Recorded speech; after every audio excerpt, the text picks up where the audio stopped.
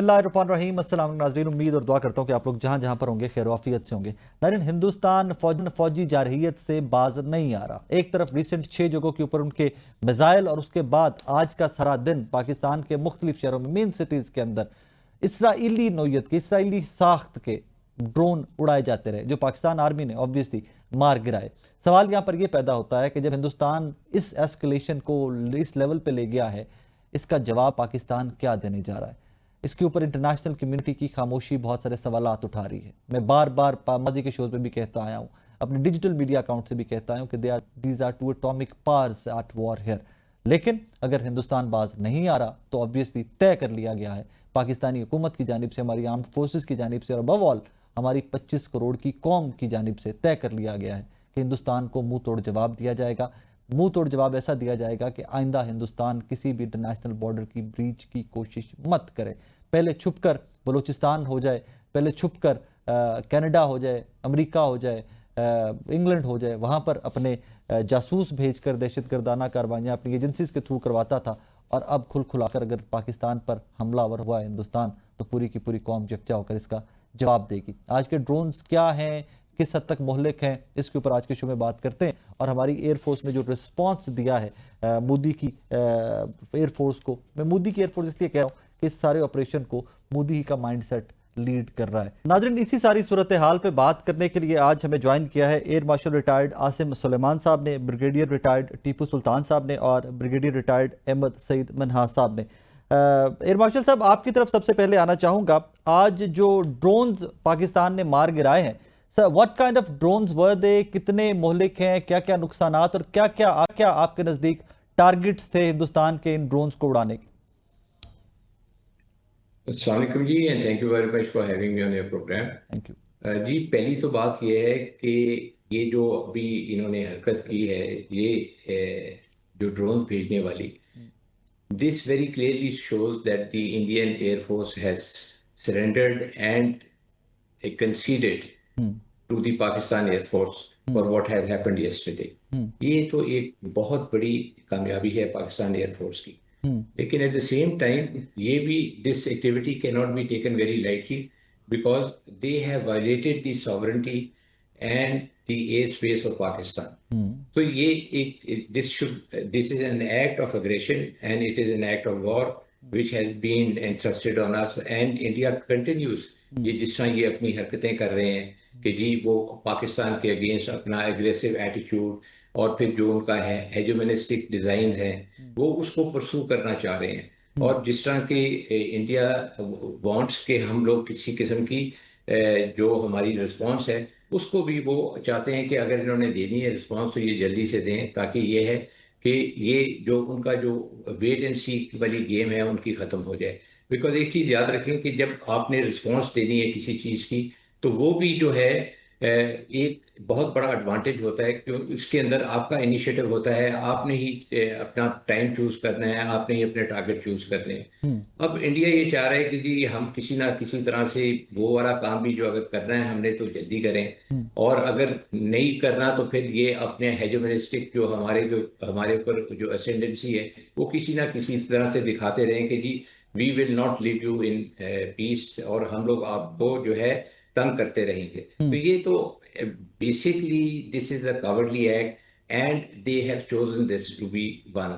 दूसरा ये जी ये जो है UAVs हैं, they have a range of about 800-900 kilometers. They can be used for reconnaissance, they can be used for killer drones, and they can be used for monitoring or surveillance as well. तो ये कोई इसके अंदर तो आपके पास multifarious choices हैं, और अभी मुझे एग्जैक्टली मालूम नहीं है एक्सेप्ट फॉर 1 or 2 प्लेसेस जहाँ पता चला है कि जी these drones have infected some damage. अब बाकी जगहों पे भी डैमेज हुआ है क्या, इनकी सारी जो एक्टिविटी थी was it destructive minded, or was it in surveillance, some sort of a surveillance, or as I also hear from the public that they have heard drones flying over and then going back. So maybe it is an activity which is also for the surveillance as well. और आसिम फिर उसके बाद साहब, यहाँ पर जो एक है सवाल ये जो अक्सर लोग जो पूछ रहे हैं वो ये है कि इनको बॉर्डर से जब ये उड़े हैं या wherever they were flew from, ये इंटरसेप्ट क्यों नहीं किए जा सके? What could be the possible reason?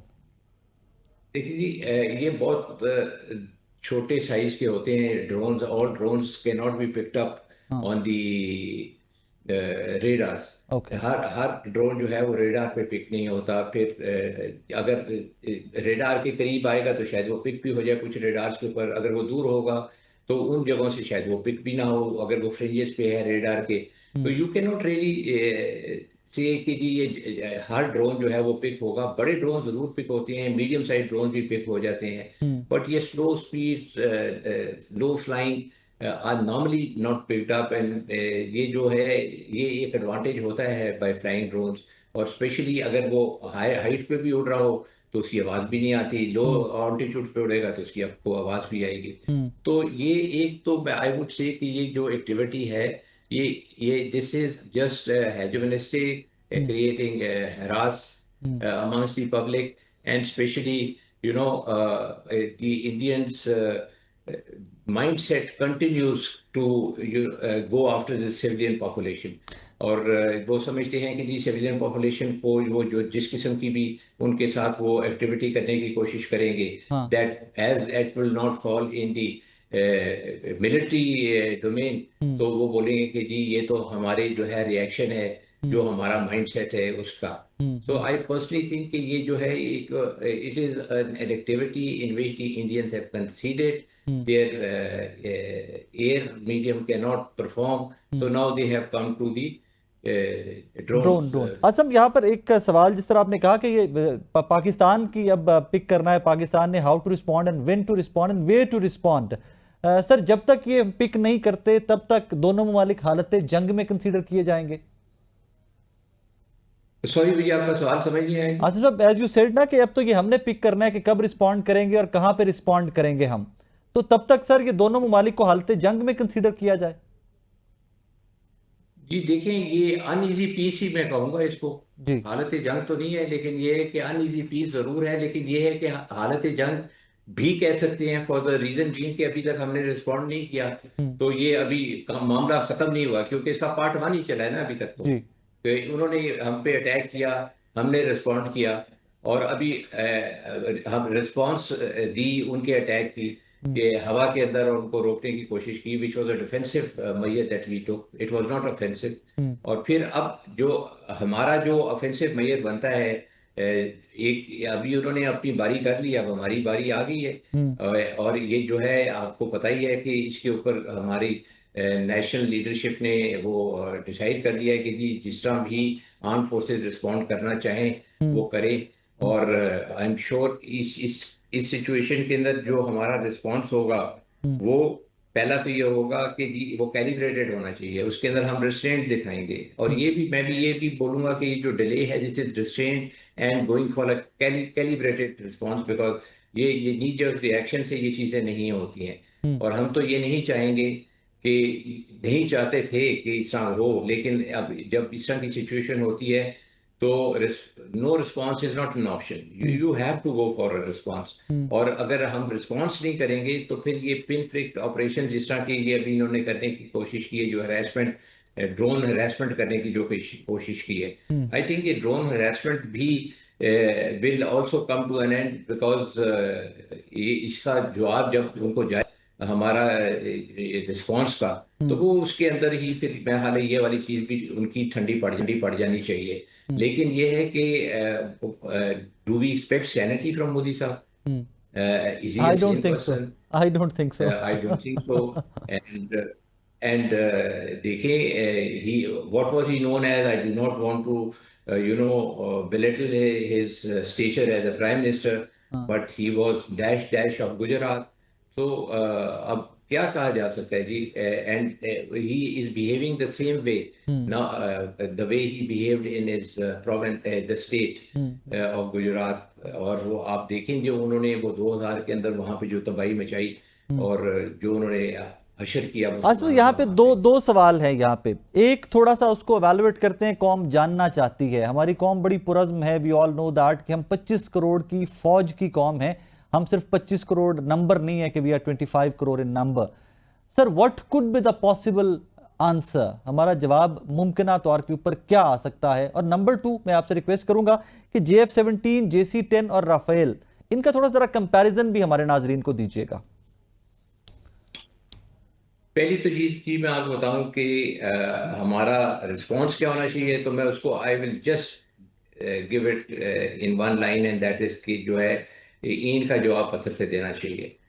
They have tried to mess around with us, और इसका जो है जब उन्होंने मस्ती की है तो इसका उनको खमियाजा भुगतना चाहिए, एंड उनको हमें ब्लडी नोट देना चाहिए, बिकॉज ये जो उन्होंने करने की कोशिश की है, ये कोई तरीका नहीं है कि आप मासूम शहरियों को मारें, ये कोई तरीका नहीं है कि आप मस्जिदों को शहीद करें, ये कोई तरीका नहीं है कि आप हमारी वाटर इंस्टॉलेशंस के ऊपर अटैक करें। और फिर उसके बाद ये जो अभी फॉलो अप इन्होंने किया, ये भी कोई इंसानियत उन्होंने कोई नहीं दिखाई, और इसके अंदर भी किसी किस्म का उन्होंने जो सैनिटी होती है वो भी नहीं दिखाई कि ये क्या करने की कोशिश कर रहे हैं। What are they trying to do? They trying to get into our lives, and अगर आप इसका जवाब नहीं देंगे तो this will continue, because this has to end. And what they did yesterday, and with a follow-up like this is not acceptable, and it has to be responded with a lot of severity, I would say.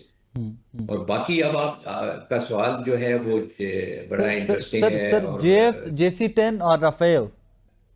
मैं आपको बताता हूँ जी। पहली चीज ये है कि इस answer will be slightly longer, but पूरी आपको कॉम्प्रिहेंसिवली कवर करेगा। जी।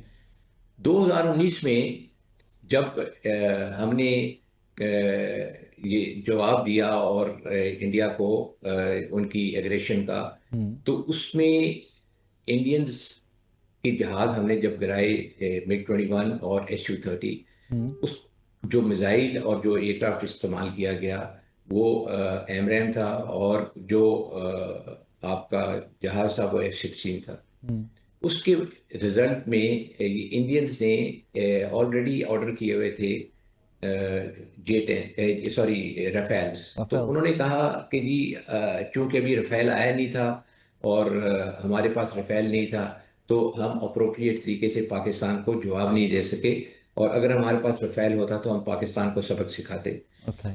अच्छा, अब उस वक्त तो इंडियंस के पास फर्स्ट शूट कैपेबिलिटी नहीं थी। जब इनके पास रफेल आया, इसके ऊपर मीटियोर मिसाइल है, इनके पास फर्स्ट शूट कैपेबिलिटी आ गई, और इनकी फर्स्ट शूट कैपेबिलिटी हमारे पे कोई 30-35 किलोमीटर ऊपर चली गई। तो उससे ये था कि हमारा जो F-16 था अब फर्स्ट शूट कैपेबिलिटी नहीं रखता था रफेल के ऊपर।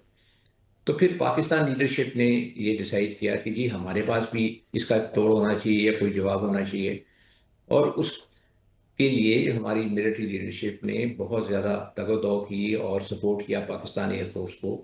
और हमारे एयर चीफ जो हैं अभी present air chief marshal Babar, इन्होंने इनकी काविशें सोए ये जो है हम पाकिस्तान में J-10 ला सके, और J-10 के ऊपर जो मिसाइल लगा हुआ था वो PL-15 था। जी। वो जो PL-15 मिसाइल है उसकी अब रेंज जो थी मीटियोर जो कि राफेल का मिसाइल था उसके ऊपर 40 से 50 किलोमीटर के एडवांटेज में आ गई, और हमें फिर फर्स्ट शूट कैपेबिलिटी वापस मिल गई। तो उसका ये मतलब हुआ कि आज इंडिया की जो फर्स्ट शूट कैपेबिलिटी है वो नहीं है हमारे जहाज के ऊपर, क्योंकि हमारे दो जहाज हैं जिनके ऊपर फर्स्ट शूट कैपेबिलिटी है, एक J-10 और एक JF-17। अब मैं JF-17 का बताता हूँ कि जब हमने PL-15 लिया तो साथ ही हमारे पास जब ये मिसाइल पाकिस्तान में आए, हमने जो हमारा लेटेस्ट वर्जन था JF-17 ब्लॉक 3 उसके ऊपर मॉडिफिकेशन कर दी PL-15 की। तो अब आपके पास दो जहाज हैं जो जो कि रफेल के ऊपर हावी हैं अपनी एयर सुपरियॉरिटी की वजह से और फर्स्ट शूट कैपेबिलिटी की वजह से। फर्स्ट शूट मींस दैट पहले हम उनको देखेंगे और मिसाइल दाग देंगे इससे पहले कि वो हम पे रिएक्ट भी कर सके। This is number one. Number two, हमारे पास जो F-16 था, जी। उसकी भी जो कैपेबिलिटी है वो अ, थोड़ी सी एडवांटेज है उसके ऊपर भी, हमारे ये जो इंडियंस के जो रफेल हैं हमारे कैमरान के ऊपर। तो उसका मतलब ये हुआ कि अदर देन रफेल, हम्म। आपकी सारी F-16 फ्लीट जो है, उसकी जो है वो फोर्स शूट कैपेबिलिटी है on the entire Indian air fleet except the वाह। रफेल। तो अब आप देख लें कि आपके पास JF-17 भी है, आपके पास J-10 भी है, और आपके पास F-16 भी है, और आपके पास J-10 और JF-17 की फोर्स शूट कैपेबिलिटी है on the entire air fleet including the Rafale. Hmm. अब आपके पास एडवांटेज क्या होता है? जी। जब आप दुश्मन आपके ऊपर अटैक करना आता है, तो वो उसको जो पहली रेजिस्टेंस होती है ना, वो आपके फाइटर से होती है। और वो ये एयर कॉम्बैट मोड के जो है ना, जिम्रे में आ जाती है ये चीज। हम्म। उसका मतलब ये है कि अगर वो वहां से आएगा, उसको आप इंटरसेप्ट करेंगे, और आप इंटरसेप्ट उसको, क्योंकि आपकी फर्स्ट शूट कैपेबिलिटी है, तो आप उसको गिराने में कामयाब हो जाएंगे। हम्म। सो ये है जी आपका कंपैरिजन J-10 का, JF-17 का वर्सेस दी रफेल। सर एक कंपैरिजन में पूछना भूल गया और आप बताना भूल गए, वो ये था कि इन तैयारों को उड़ाने के लिए जो पायलट पाकिस्तान के पास हैं, जितना जज्बा उनमें होता है वो जज्बा भी उस तरफ नजर नहीं आता। दैट इज द रीजन कि 2019 हो जाए या 2025 हो जाए, कहानी उलट जाती है कि अटैक वो करते हैं और मार हम गिराते हैं। देखिए जी, आपने जहाज़ों का पूछा, अगर जी। आप एयरफोर्स का पूछते तो मैं सबसे पहले आपको ये कहता कि एयरफोर्स के अंदर दो चीज़ें जी। जो इंपॉर्टेंट है ह्यूमन रिसोर्स के पॉइंट ऑफ व्यू से। एक आपकी लीडरशिप, जी। और एक आपकी ह्यूमन रिसोर्स, हम्म। जिसके अंदर आपके पायलट्स भी आ जाते हैं, इंजीनियर्स भी आ जाते हैं, सारा सपोर्ट स्टाफ आ जाता है, और हम्म। सारी और ब्रांचेस आ जाती हैं जी। जो कि सारे ऑपरेशंस को सपोर्ट करती हैं। हम्म। तो इस अगर आप बात करें कि जी आपकी आज पायलट्स का क्या लेवल है, तो मैं आपको वो भी बता देता हूँ। हम्म। हमारे यहाँ जब ये मॉडर्नाइजेशन का प्रोसेस शुरू हुआ पिछले 3-4 साल पहले, तो जो हमारी एयरफोर्स के अंदर मॉडर्नाइजेशन कैंपेन चली, उसके अंदर जो सबसे इम्पोर्टेंट चीज़ थी वो ये थी कि हम इसके अंदर टेक्नोलॉजी भी इंडक्ट करेंगे। जी। और उस टेक्नोलॉजी को जिस वक्त इंडक्ट करेंगे, तो फिर हम अपने पायलट्स को और अपने हम्म। बाकी जितने भी स्टाफ के जो हमारे एयरफोर्स के पर्सनल हैं, जी। उनको ट्रेन करेंगे अपने अपने फैकल्टीज़ के अंदर कि आपने जो नया सिस्टम आया है उसको कैसे ऑपरेट करना है, हम्म। ताकि उसकी इंटीग्रेशन जो है वो एक बड़े अच्छे तरीके से हो सके। हम्म। और फिर उसके बाद जो टेक्नोलॉजीज आपने इंडक्ट की, जो हर किस्म की आपने रेडार के अंदर की, आपने अपने मिसाइल्स के अंदर की, आपने अपने जहाज़ों के को इम्प्रूव किया, हम्म। तो ये सारी जो चीज़ें थी आपने जब इम्प्रूव कर ली, तो हम्म। इनको मॉडर्न एयरफोर्स बनाने के लिए, या जो हम आज कहते हैं कि जी पाकिस्तान एयरफोर्स है नेक्स्ट नेक्स्ट जनरेशन एयरफोर्स, जी।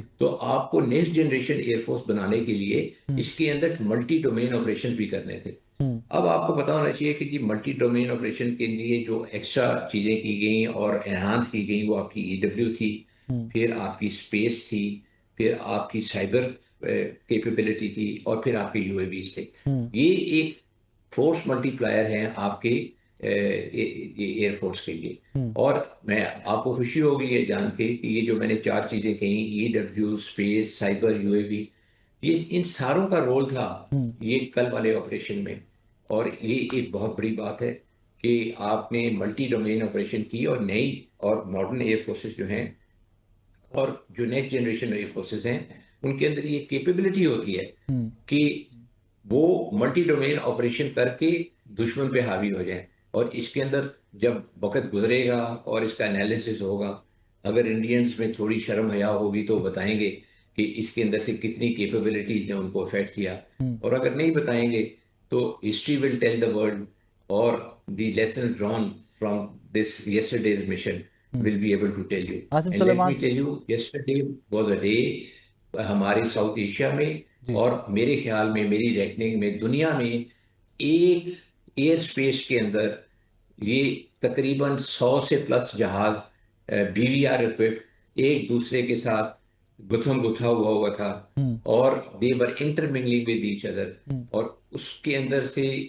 बाहर निकल आना, एक्सट्रिकेट करके आ जाना, मैं कहता हूँ सलाम है हमारे पायलट्स का, कि वो बिल्कुल without any loss they got out of that place and were able to shoot down 5 manned and 1 unmanned aircraft. तो आसिम 6 साहब, जहाज़ों की किल एक बहुत बड़ा मोस्ट फैक्टर सर्टनली होता सर, है। मोस्ट याद सर्टनली। रखिए कि ये जो अट्रिशन हुई है ना, ये कल 6 बर्ड्स की, ये कुछ छोटी बात नहीं है जी।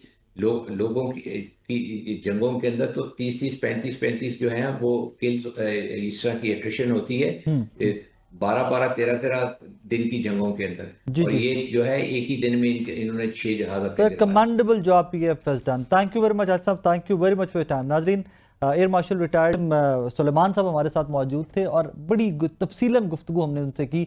हमारे एयरक्राफ्ट जो है उनका कंपैरिजन भी थोड़ा सा रखा और मुझे आपको बताते हुए दोबारा से खुशी हो रही है कि we have advantage over Rafales. हमारा JC-10 हो जाए, JF-17 थंडर हो जाए, F-16 हो जाए, हम इतने वेल इक्विप्ड हैं when it comes to our air force कि हम इंशाल्लाह हिंदुस्तान की किसी भी लेवल की जारहियत का मुंह तोड़ जवाब देने के काबिल हैं। जिस तरह आसिफ सुलेमान साहब भी फरमा रहे थे कि our air force has done tremendous job in past 2-3 days. कि देखिए कितने एयरक्राफ्ट एक एक टाइम के ऊपर हवा में उड़ रहे थे जब ये सारी कार्रवाई हिंदुस्तान की जानिब से की जा रही थी, और उसमें से अपना किसी किस्म का भी कोई भी नुकसान करवाए बगैर वापस लैंड कर जाना, आधे घंटे के स्पैन के अंदर 5 तैयारे मार गिराना, और वो तैयारे मार गिराना कि जिसमें फ्रांस और हिंदुस्तान जो है वो इस हद तक प्राइड लेते हैं कि दुनिया का फाइनेस्ट वॉर एयरक्राफ्ट जो है Rafale, they claim it to be the finest war aircraft, वो हमारे पास है। नुकसान कितना हुआ वो एक सेकेंडरी इशू है मेरे नज़दीक के। उनका कितने मिलियन डॉलर का एक प्लेन था और हमने कितने मार गिराए, वो मेरे नज़दीक अभी राइट नॉट रेलेवेंट नहीं है। रेलेवेंट ये है कि हमने आपका मान तोड़ा, हमने आपके घुमंड को ज़मीन में रगड़े दे दे के मिलाया कि जनाब जिस चीज़ में आप प्राइड लेते थे 2009 में, जो आप दुहाइयाँ देते थे कि मेरे राफेल आ जाएं, तो देन आई विल सी कि मेरा प्लेन कैसे गुजरता है। आपके राफेल भी आ गए। हमारी PAF ने पूरी कौम की तर्जुमानी करते हुए आपके उस राफेल को भी 1 को नहीं, 2 को नहीं, 3-3 को गिराया। एक छोटा सा ब्रेक लेते हैं, ब्रेक के बाद वापस आ रहे हैं मेरे साथ। वेलकम बैक नाजरीन। इस सेगमेंट में मुझे ज्वाइन किया है ब्रिगेडियर रिटायर्ड टीपू सुल्तान साहब ने और डॉक्टर आदिल सुल्तान साहब ने। डॉक्टर आदिल साहब माहिर हैं बैनुल-अक़वामी उमूर के। मौजूदा हालातों वाक़यात के अंदर पाकिस्तान डिप्लोमेटिकली कहाँ खड़ा हुआ है, इसके ऊपर बात करना बहुत ज़रूरी है। But let's start with brigadier retired Tipu Sultan साहब। ब्रिड साहब, sir thank you very much for your time. एक फरमाइएगा कि आज ड्रोन्स की बारिश हुई और फिर पाकिस्तान ने उनको इंटरसेप्ट किया। कोई 25-30 ड्रोन जो है हिंदुस्तान की जानिब से उड़ते हैं और पाकिस्तान के शहरों तक आन पहुंचते हैं। Sir, how do you see all that? जी, प्रोग्राम में मदु करने का शुक्रिया। थैंक यू देखिए जी, सर। ये हमें तो पहले ये सोचना चाहिए कि हिंदुस्तान ये जो इस पैमाने पर ड्रोन भेज रहा है, उसका मकसद क्या है? क्या उसको कोई इंस्टॉलेशन तबाह करने का मकसद है या कोई और मकसद है इतने ज़्यादा ड्रोन भेजने का? और इन ड्रोन की कैपेबिलिटी हमें देखनी चाहिए कि क्या है। तो मालूम क्या हुआ कि ये लॉइटरिंग ड्रोन्स हैं जो कि टारगेट एरिया के ऊपर जहाँ भेजे जाते हैं वहाँ फिरते हैं और ये अपॉर्चुनिटी टारगेट देखते हैं, अपॉर्चुनिटी सर्वेलेंस करते हैं और ये डाटा इकट्ठा करते हैं कि ये क्या, कौन सी जगह है, क्या हो रहा है। ओके। तो हिंदुस्तान को जो हजीमत उठानी पड़ी पाकिस्तान एयरफोर्स के हाथों हमेशा से, ये तो लेट 50s में जो उन्होंने कैनबरा भेजा था 40-50 हज़ार फुट पे उड़ रहा था, हमारे पास उस वक्त कोई जहाज भी नहीं था उतना ऊंचा जाए, तो उसको फिर भी यूनुस ने सैबर से गिरा लिया था। और उसके बाद आज तक पाकिस्तान एयरफोर्स ने उनको बिल्कुल जो है ना, उनका नाक रगड़ के उनको धूल चटाई है हमेशा और उनको जलील किया। जितने मर्जी जहाज वो खरीदें, जो मर्जी कर लें। और अब तो ये हो गया है कि उन्होंने रफाइल पे इतने ज्यादा वो धमकियां दी हमें, जब उन्होंने इंडक्ट किया तो वो भी हमने गिरा लिया है। और जो मिर्चें बांधी थी राजनाथ सिंह ने उस रफाइल के नाक पे, मेरे ख्याल में वही उनको सख्त लग रही है, उससे भी ज्यादा सख्त लग रही होंगी। अब बात आ जाइए जी कि ये ड्रोन जो उन्होंने भेजे हैं इसका मकसद क्या है? जी। मेरे ख्याल में आपने सुना होगा कि पाकिस्तान ने उनको कन्वेंशनल एयर डिफेंस सिस्टम्स जो हैं, जो ऑर्लिकन गन्स हैं, या उनसे गिराना शुरू किया। बिकॉज हम ये नहीं चाहते कि हमारे सिस्टम के अंदर वो घुसे, हमारी फ्रीक्वेंसीज के अंदर वो घुसे, हमारे एयर डिफेंस सिस्टम के अंदर घुसे। हमारा इंटीग्रेटेड रडार सिस्टम जो है उनको बहुत ज्यादा परेशान कर रहा है, क्योंकि उनका अपना फेल हो रहा है, जैम हो रहे हैं। और हमारा सिस्टम बहुत अच्छा है और हमने उनको बियॉन्ड विजुअल भी मार लिया और स्टेट ऑफ द आर्ट जहाज जो हमने खुद बनाया है उससे मारा है अल्हम्दुलिल्लाह, और उसके शेयर भी ऊपर गए हैं। और फ्रांसीसी जो है वो जूते लेके अभी उनको मारने के लिए तैयार हैं कि जी आपने हमारा जहाज गिरा के हमारी कंपनी को कूड़ा कर दिया। हाँ। तो अब आ जाइए उनकी इस तरफ ब्रिट साहब देखिए इसके रिस्पॉन्स पे हिंदुस्तान। भी आते हैं कि हमें रिस्पॉन्ड इसको कैसे करना है, इस पे भी आते हैं, लेकिन इसकी जरा इंटरनेशनल हमारी जो कम्युनिटी है, डिप्लोमेटिक कम्युनिटी, इस पे जरा थोड़ा सा बात कर लें। डॉक्टर आदिल साहब, thank you very much for time sir. Sir, Pakistan diplomatically in strikes के बाद आज कहाँ पे खड़ा है सर? देखिए, डिप्लोमेटिकली तो जो इंडिया की ख्वाहिश थी या उनकी एक समझ थी कि वो समझते थे कि हम पाकिस्तान को आइसोलेट कर लेंगे, लेकिन रिसेंट एपिसोड में आपने देखा है कि जो उनके क्लोज अलाइज भी थे उन्होंने भी इंडिया को उस तरह से सपोर्ट नहीं किया जैसे वो पहले करते होते। तो उसकी एक वजह तो ये है कि पाकिस्तान का स्टांस बड़ा लॉजिकल था, प्रिंसिपल था, और हमने कहा था कि जी हम तो कोऑपरेट करना चाहते हैं आपकी इन्वेस्टिगेशन में, और अगर कोई हमारी तरफ से कोताही होगी तो फिर हम आप हमें ब्लेम करें। तो आई थिंक ये लॉजिकली बात जो है लोगों को काफी समझ आई है। दूसरी बात ये है कि इंटरनेशनल एनवायरनमेंट में कुछ चेंज हो गई है जी।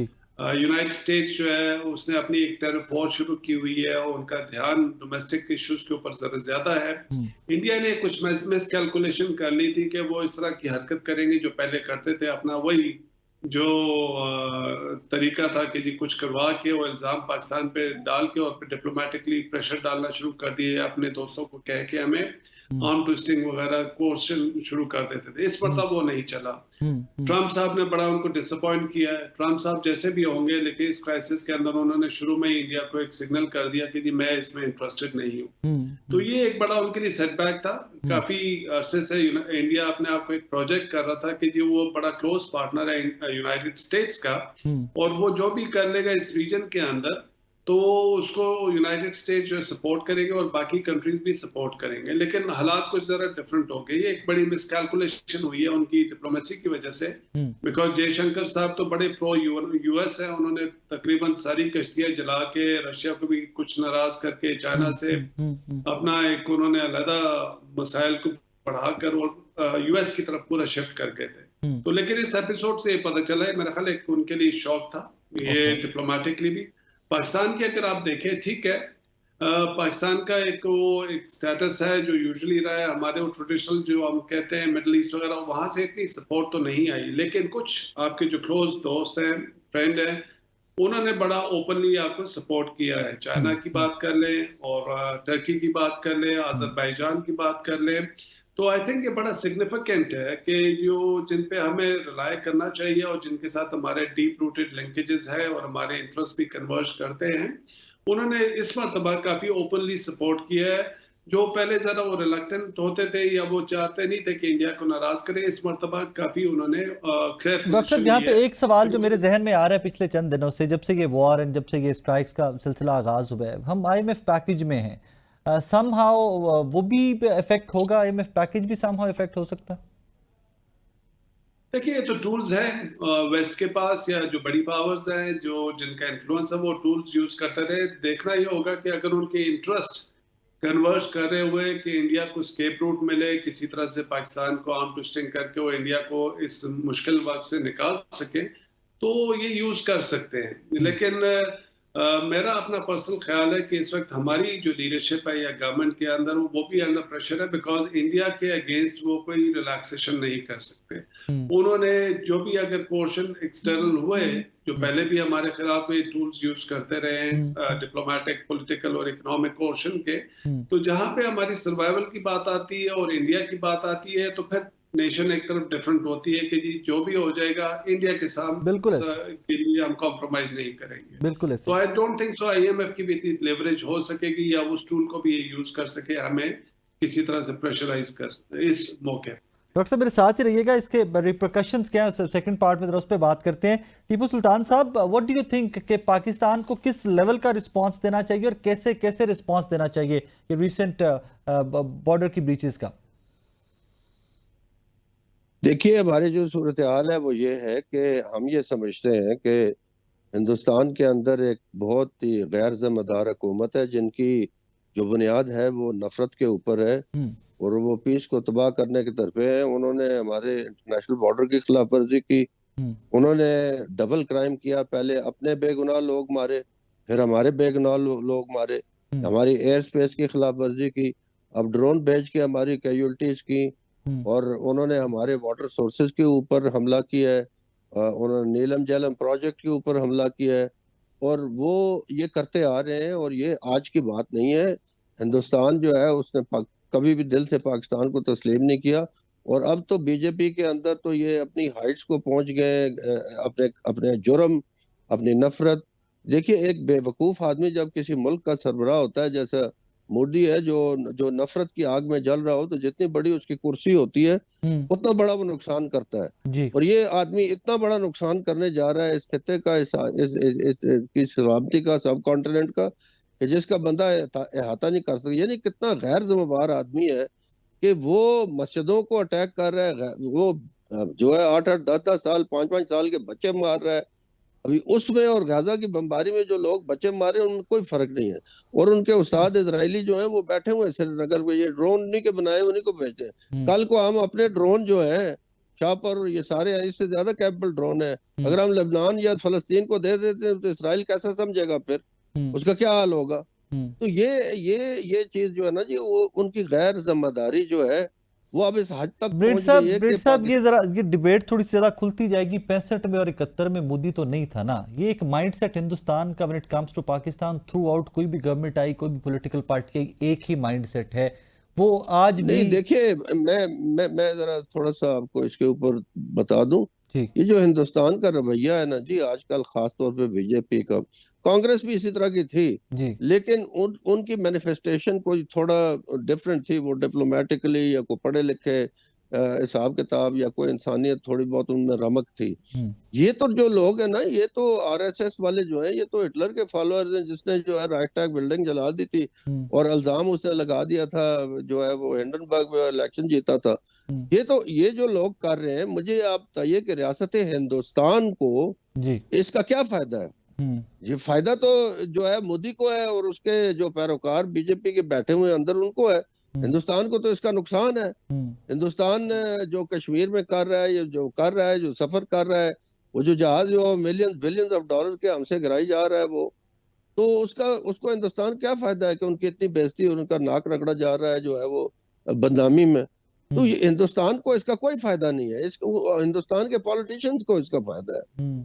पॉलिटिशियंस ही शायद इस वर्ज तक लेके जाया करते हैं, उन्हीं की पॉलिसीज होती हैं, वरना फिर स्टेट्स तो खड़ी रहती हैं। हाँ, तो अब इस पे आइए कि अब पाकिस्तान को क्या करना चाहिए। मेरे ख्याल में ये इस दफा की जो एस्केलेशन है या इस दफा का जो भारत का रवैया है, इसके अंदर हमारा स्ट्रॉन्ग रिस्पांस अगर ना गया तो हिंदुस्तान तो अपनी डगर पे कायम रहेगा। उसने पुलवामा कर लिया, फिर पालगाम कर लिया, उससे पहले कुछ और कर लिया। तो ये तो 20 साल से ये करता आ रहा है, इसकी मैनिफेस्टेशन हर दफा पाकिस्तान पे इल्जाम लगा देता है। ये तो हमने हमारे जो पिछले वजीर आजम थे, उन्होंने अक़वाम मुत्तहिदा में बरमला कहा था कि ये अगर इनको ये ना रोका गया तो कल को कुछ और कर लेंगे, फिर न्यूक्लियर थ्रेशोल्ड पे पहुंच जाएंगे। तो वो स्टेज आती जा रही है आपको। अगर आप इनको रिस्पांस नहीं करेंगे, बेफिटिंग रिस्पांस नहीं देंगे, तो ये बिल्कुल ये करते रहेंगे। नाज़रीन, यहाँ पे वक्त हुआ एक ब्रेक का, ब्रेक के बाद वापस आ रहे हैं, मेरे साथ रहिए। वेलकम बैक नाज़रीन। डॉक्टर साहब, आपने ब्रिट साहब की गुफ्तगू भी सुनी, इससे पहले एयर वाइस मार्शल साहब हमारे साथ मौजूद थे। बज़ाहिर लगता ये है, कौम का सेंटिमेंट ये है कि वी हैव टू रिस्पॉन्ड, हमें देना भी चाहिए। अगर रिस्पॉन्ड एट दिस मोमेंट नहीं करेंगे तो ये रूटीन मैटर हो जाएगा ना, फिर ये नॉर्म बन जाती है, चीज़ें नॉर्मलाइज कर दिया जाए, जो दिल करेगा बॉर्डर की वायलेशन होगी।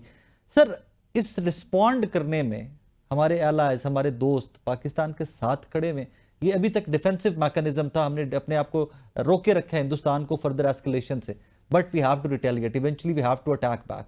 वहां पे हमारे साथ कौन कौन खड़ा होगा? देखिए, जहां तक वो मिलिट्री रिस्पांस की बात होगी, वो तो आपने खुद करना है, और वो हमें किसी पे डिपेंड भी नहीं करना चाहिए और किसी को इन्वॉल्व भी नहीं करना चाहिए। और हमारी कैपेसिटी हमने डेमोन्स्ट्रेट भी कर दी है, क्योंकि जो हमने अभी जहाज 5 गिराया वो तो खाली डिफेंस में गिराया ना, वो तो उनकी तरफ से ऑफेंसिव लॉन्च हुआ था।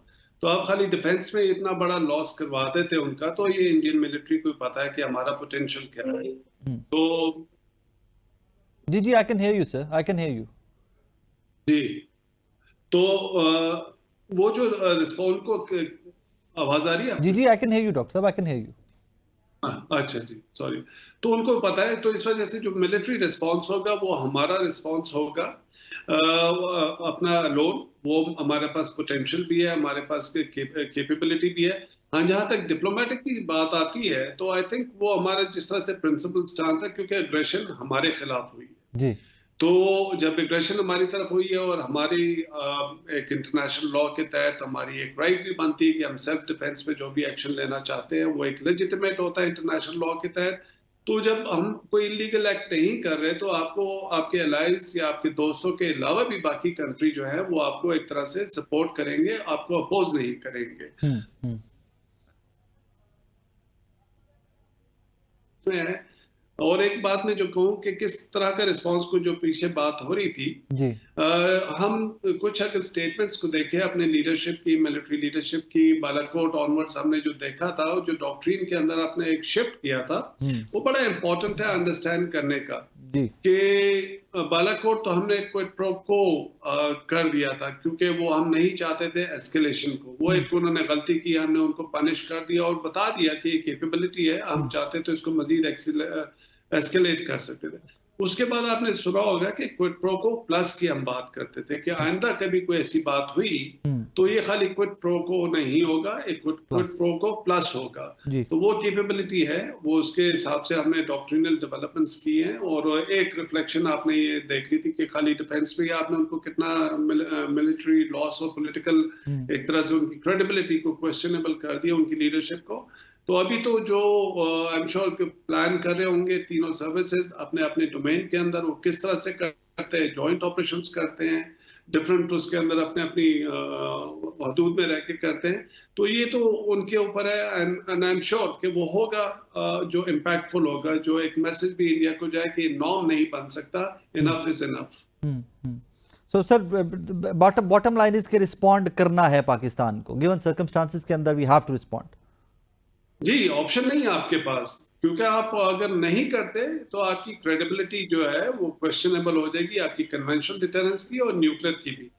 तो जैसे बालाकोट के बाद एक नैरेटिव उन्होंने शुरू किया था कि जी हमने उनका कन्वेंशनल और न्यूक्लियर डिटरेंस को जो क्वेश्चनेबल कर दिया है, whereas it is wrong, क्योंकि कन्वेंशनली तो आपने जवाब दे दिया था और साथ में एक रिस्ट्रेंट का मुजाहरा किया था कि हम रिस्पॉन्सिबल कंट्री है और अगर मजीद एस्केलेशन की तो ये बात कहीं पे भी चली जाएगी। तो इस वजह से आपने कर दिया था और हम समझे कि शायद इंडिया समझ जाएगा कि इस तरह के हरकतें करने से, इस तरह से लिमिटेड ऑपरेशन करने से कोई पॉलिटिकल ऑब्जेक्टिव अचीव नहीं होता, बिकॉज वॉर का एंड ऑब्जेक्टिव तो पॉलिटिकल होता है ना। आपने किसी की टेरिटरी कैप्चर करके उधर काबू करके बैठ तो नहीं जाना आजकल के जमाने में। आपके पॉलिटिकल ऑब्जेक्टिव्स क्या है? तो बालाकोट में हमने उनको बता दिया था कि आप पॉलिटिकल ऑब्जेक्टिव्स मिलिट्री इंस्ट्रूमेंट से यूज नहीं हासिल कर सकते, और अभी भी अगर आप नहीं करेंगे तो बहुत बड़ा क्वेश्चन मार्क आ जाएगा और फिर इंडिया उसको जिस तरह से फ्लॉन्ट करेगा तो वो शायद हमारे लिए बाद में मुश्किल पड़ जाएगी। इसलिए कोई कंपल्शन है जी, अभी तो कोई ना रिस्पॉन्स करने का कोई सवाल ही नहीं है। किस लेवल का होता है वो एक बात है जो डिसीजन मेकर्स मेरा ख्याल कर रहे होंगे इस वक्त डिसाइड, और कब करना है, जैसे स्टेटमेंट नेशनल सिक्योरिटी कमेटी ने की है कि at the time of our own choosing, और किस तरह से ये फोर्सेस के ऊपर उन्होंने छोड़ दिया। डॉक्टर साहब thank you very much time sir. Brigadier साहब, ब्रिगेडियर टीपू सुल्तान साहब, आपका बहुत शुक्रिया। नाज़रीन, मैं जाते जाते शो के इख्तिताम में आपको ये मुत्तला करता जाऊं कि अगर आज भी पाकिस्तान किसी रिस्ट्रेंट का मुजाहरा कर रहा है तो उसकी एक वजह है, we want to make sure कि पूरी दुनिया को पता हो कि पाकिस्तान ने किस हद तक रिस्ट्रेंट का मुजाहरा किया था। रीज़न के जवाब तो हमने देना है, और जवाब हमने वो देना है कि मेरे बच्चे जो शहीद हुए, एक एक के बदले हिंदुस्तान के साथ क्या होने जा रहा है। थोड़ा सा इंतज़ार कीजिए। सरप्राइज हिंदुस्तान को 2019 में मिले थे, माजी में भी मिले हैं, अब भी मिलेंगे।